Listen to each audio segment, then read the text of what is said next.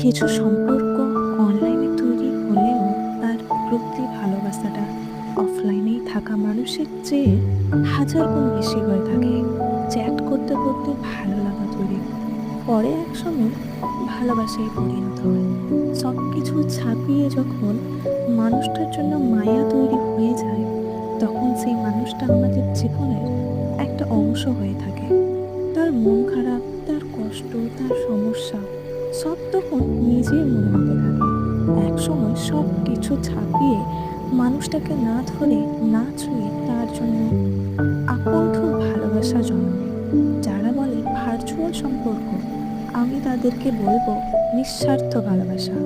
কারণ যার জন্য কোনো এক্সপেকটেশন থাকে না, শুধু অসীম ভালোবাসা, সেই অসীম ভালোবাসার নামই হলো মায়া। যে মানুষগুলো দূর থেকেও একে অপরের জন্য ভাবে।